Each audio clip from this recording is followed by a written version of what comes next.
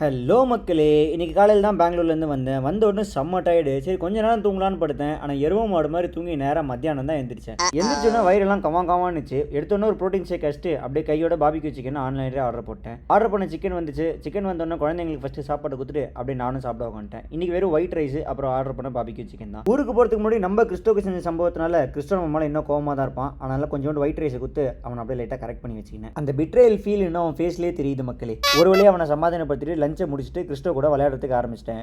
அவன் இன்னும் நம்ம மேலே கோவமாக தான் இருப்பான். ஆனால் என்னதான் கோவமாக இருந்தாலும் திருப்பி கூப்பிட்டோன்னு எல்லாத்தையும் மறந்துட்டு வாலாட்டிட்டு வந்து விளையாடுறாங்க பார்த்தீங்களா? அதுதாங்க உண்மையான பாசம். டாக்ஸுக்கு லவ் பண்ண மட்டும்தான் தெரியும். ஏன்னா நம்ம தான் அவங்க உலகமே. மக்களே, எமோஷன்ஸை கொஞ்சம் ஓரம் கட்டிட்டு நம்ம கதைக்குள்ள வருவோம். சாப்பிட்டு முடிச்சோன்னு நம்ம பொருள்லாம் தட்டிக்கின்னு சாப்பிட்ட மயக்கத்தில் கொஞ்சம் சோம்பேறித்தனமாக இருந்தது. சரி ஈவினிங் தானே நடந்தே போவோம்னு சொல்லிட்டு நடராஜா சர்வீஸ் போட்டுனே ஜிம்முக்கு போயாச்சு. Welcome to 16th day of 30 days comeback challenge. ஜிம்முக்குள்ள போனோன்னா பொருள் எடுத்து வார்ம் அப்லாம் பண்ணி முடிச்சாச்சு. இன்னைக்கு பேக் அண்ட் பைசெப்ஸ் டேவை முன்னிட்டு புல்லப்ஸில் 4 sets, லேட் புல் டவுனில் 4 sets, சீட்டட் ரோயிங்கில் 4 sets, முடிச்ச உடனே ரியர் டெல்ட்டில் 4 sets. ஈவினிங் டைம் ஆனாலே ஜிம்மு கூட்டம் ஆயிடுது. லைட்டாக ஆசினாலே மிஷினை தூக்கிடுறாங்களா? அதான் செட்டிங்காக ஸ்ட்ரெச் பண்ணுற மாதிரி நான் மிஷினை பிடிச்சி வச்சுக்கிட்டேன். போன வாரம் பார்பிள்கள் லைட்டாக தான் போட்டேன். இந்த வாட்டி கொஞ்சம் ஹெவியாக ஒரு 4 செட்டு போட்டு அதோட கேபிள் கேர்ள்ஸு ஒரு 4 செட்டு போட்டு 4 arms போட்டு டேவை முடிச்சுக்கிட்டாச்சு.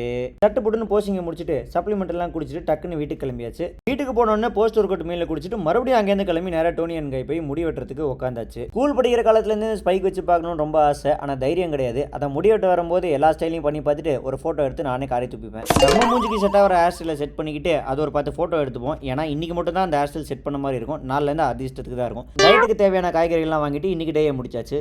இன்னைக்கு கதை அவ்வளோதான். நாளைக்கு பார்க்கலாம். டட்டா பாய்.